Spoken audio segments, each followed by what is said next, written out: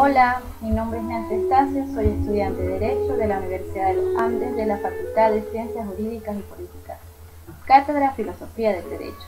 Hoy les voy a presentar el tema y un positivismo sociológico. Para el siguiente tema voy a describir el origen etimológico de la palabra sociología. Sociología se compone de las raíces socios, que proviene del latín y significa socio o compañero, del sufijo logía, que se deriva del griego logos, significa ciencia, estudio o tratado. Objeto de la sociología. La sociología tiene por objeto el estudio de las sociedades y el comportamiento humano, pero fundamentalmente sirve para entender cómo operan las estructuras sociales, cómo funciona el poder, cómo determina y condiciona nuestras vidas. ¿Dónde surgió el positivismo? El término positivismo surgió en Francia a mediados del siglo XIX. El primero en hacer mención del positivismo fue el filósofo francés Saint-Simon, precursor de la filosofía social. No obstante, fue el sociólogo y filósofo Augusto Comte quien popularizó dicha corriente filosófica junto con el filósofo político británico Joan Stuart Mill. Augusto Comte fue el padre del positivismo y el primer teórico que empezó a hablar del término sociología.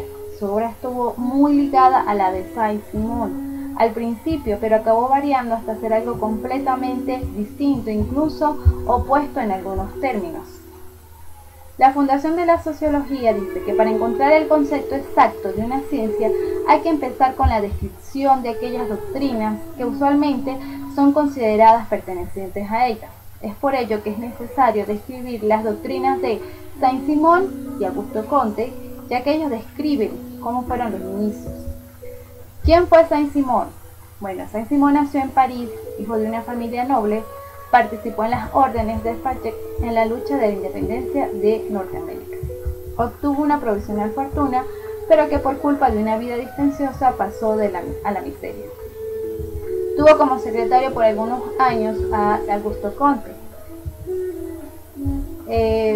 Voy a mencionar los aspectos relevantes de la doctrina de Saint-Simon. Bueno, Saint-Simon no conoce el término sociología, debido a que fue creado más tarde por Augusto Comte.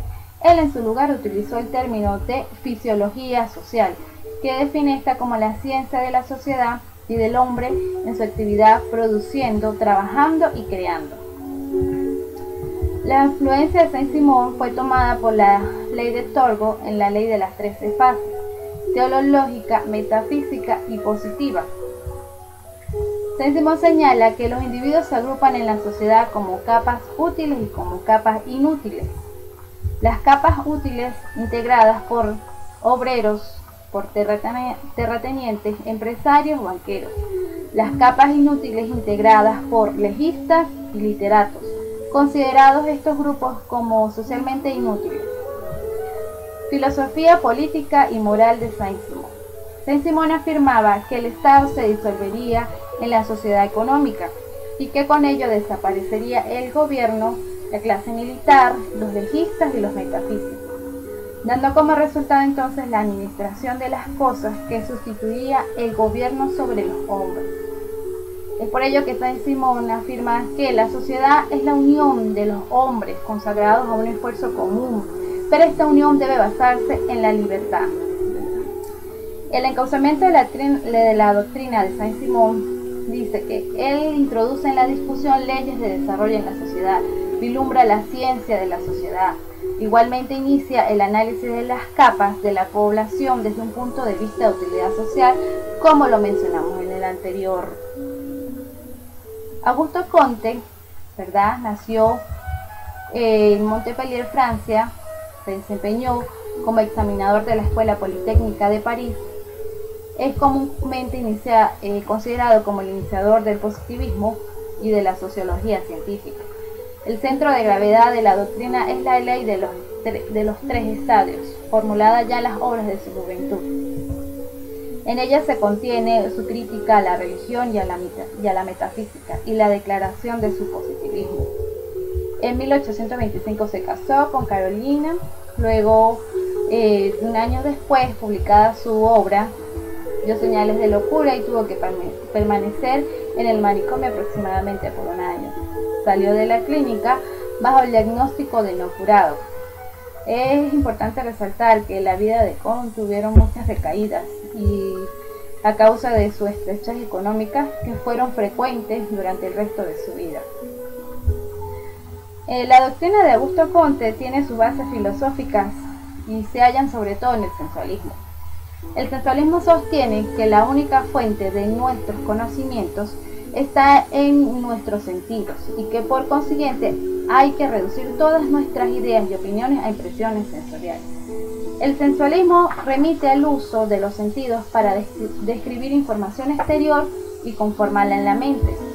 Es importante señalar que el sensualismo gravitó en Comte tanto en su forma de sensualismo atomista como sensualismo racional. El sensualismo atomista reconstruye toda nuestra imagen del mundo por medio de impresiones sensoriales aisladas. El sensualismo relacional decanta de las relaciones de los aditamentos extrasensoriales. Así llega Comte al positivismo. Él solo admite como material científico los hechos sensoriales, observables y las relaciones sensoriales entre hechos.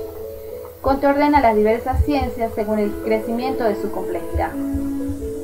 Augusto Comte sostuvo que cada ciencia supone lo anterior, pero añade algo totalmente nuevo, como lo es la matemática, la astronomía, la física, la química, la biología y la sociología. Finalmente, Comte bautiza la ciencia de la sociedad con el nombre de sociología. En 1840, en el cuarto volumen del curso de Filosofía Política, y la divide en Sociedad en Movimiento como dinámica social y estudio de la sociedad en inquietud.